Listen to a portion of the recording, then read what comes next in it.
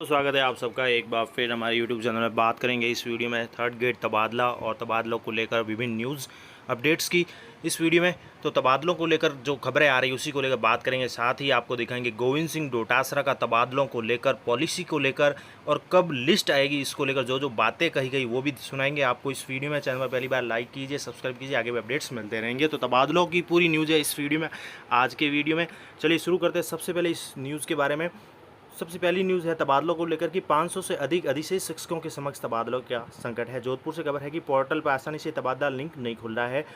तो एक दशक के बाद सरकार ने तृतीय श्रेणी शिक्षकों के तबादलों की राह तो खोली है, लेकिन एक तबका ऐसा भी है जिनके विद्यालय कुछ माह पूर्व कर्मोन्नत हो गए हैं, इनके स्कूल भी सेकेंडरी स्तर के बन गए हैं।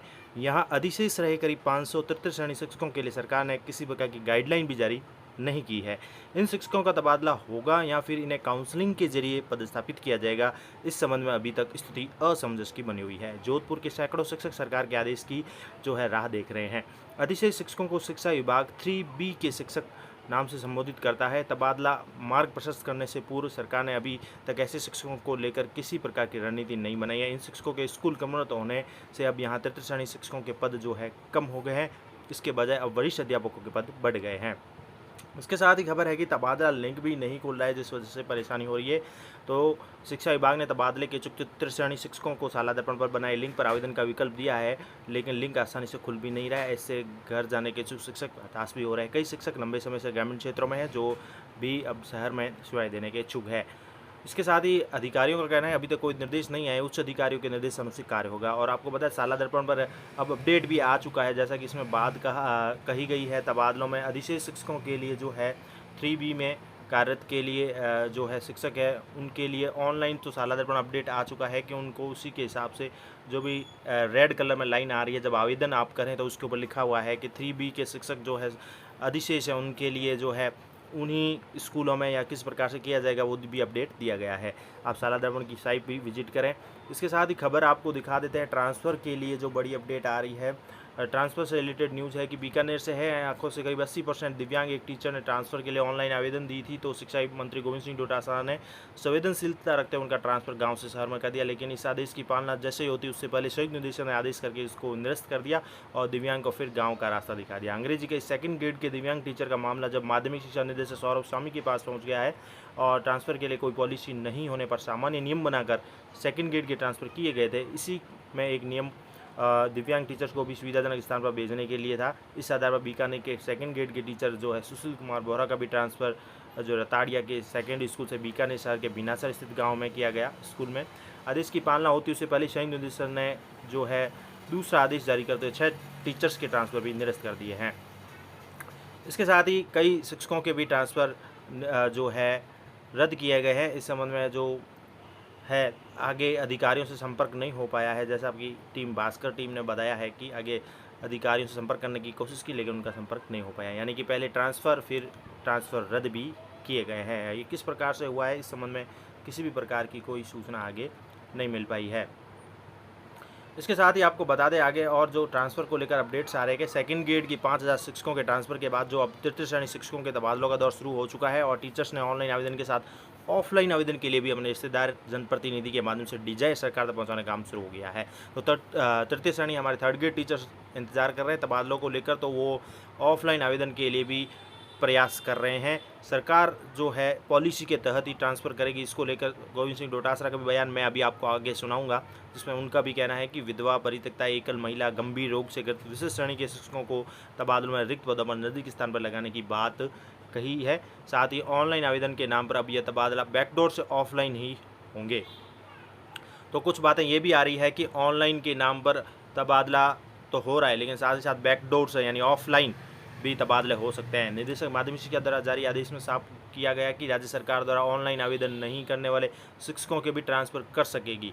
यानी कि ट्रांसफ़र के लिए जो ऑनलाइन आवेदन तो देंगे लेकिन नहीं आवेदन देने वाले के भी ट्रांसफ़र कर सकेगी। ऐसे में उन टीचर्स के मन में संशय भी है कि ऑफलाइन के नाम पर कहीं उनको ना हटा दे। लाडनू विधायक मुकेश भाकर ने तो सोशल मीडिया पर अपने विधानसभा क्षेत्र के तृतीय श्रेणी शिक्षकों से अपील भी की है कि ऑनलाइन भरे गए आवेदन की प्रति देना चाहें तो वो 26 अगस्त को उनके आवास पर दे सकते हैं। इधर रिक्त पद और म्यूचुअल के लिए ट्रांसफ़र करवाने के इच्छुक अध्यापक भी जोर से कोशिश में लगे हुए हैं। अब शिक्षकों और उनके नेताओं की भीड़ जनप्रतिनिधियों और जयपुर सचिवालय में भी पड़ने लगी है। इसके साथ ही पदोन्नत जो प्रिंसिपल है एक अजय कदर, वे भी जुगाड़ में जुटे हुए हैं। सरकार ने जो हाल ही में प्रिंसिपल के तबादले किए हैं वो भी अपने इच्छित स्थान पर और सही जगह, जो कह सकते हैं घर के नज़दीक स्थान पर जाना चाहते हैं। सरकार ने प्रिंसिपल के तबादले किए हैं, लेकिन निर्वाचन आयोग ने उस पर रोक लगा दी है। दूसरी ओर सोमवार से व्याख्याता से प्रिंसिपल और सेकेंडरी स्कूल हेडमास्टर से प्रिंसिपल बनने वाले शिक्षकों की काउंसलिंग भी बीकानेर स्थित निदेशालय माध्यमिक से शुरू होगी।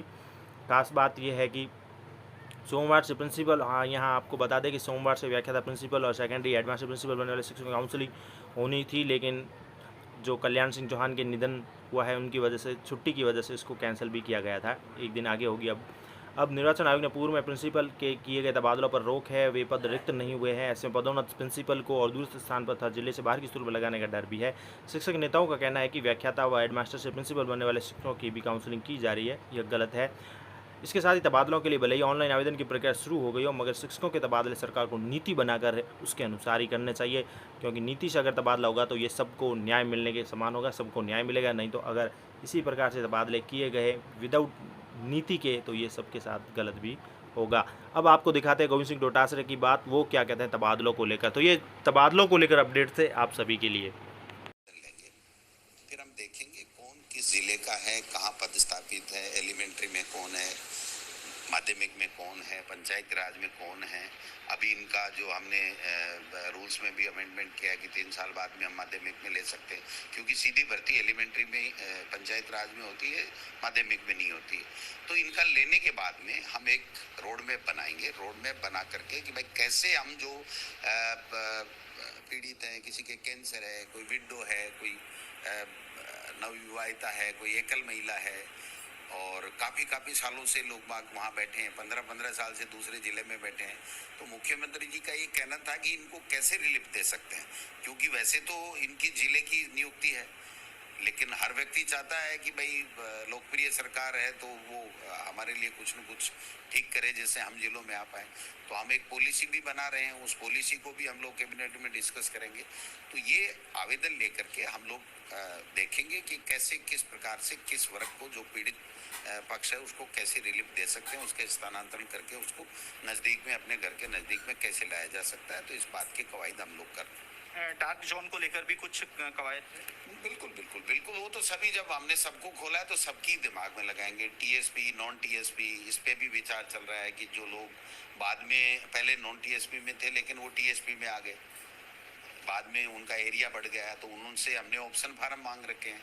ऐसे 2500 लोग हैं जिनको हमने 2000 हमारी सरकार बनने से पहले ही ऑप्शन मांग रखा है, लेकिन वो नहीं आ पाए, अब तक कोई नहीं कर पाया। तो मुख्यमंत्री जी से मेरी विस्तार से चर्चा हुई है, तो उन्होंने कहा कि आप इसमें एक्सरसाइज कीजिए कि हम जो टीएसपी वालों को भी, जो नॉन टीएसपी के लोग हैं जो टीएसपी में हैं, उनको कैसे सुविधा दे सकते हैं, और ये 3rd ग्रेड वाले जो बाहर दूरस्थ जिलों में हैं, प्रतिबंधित जिलों में हैं, उनको भी हम कैसे रिलीफ दे सकते हैं। तो अभी आवेदन लेकर के हम केवल एक्सरसाइज कर रहे हैं और एक रोड मैप बनाएंगे, फिर मुख्यमंत्री जी से चर्चा करके हम इसको अमली जामा पहनाएंगे। 15 सितंबर से पहले लिस्ट आएगी? वो तो अब आप मान के चलते हैं कि जब कुछ कर रहे हैं तो निश्चित रूप से, जब मुख्यमंत्री जी ने 15 सितंबर खोला है तो हमको उसी समय अवधि में ही करना है जो कुछ करना है।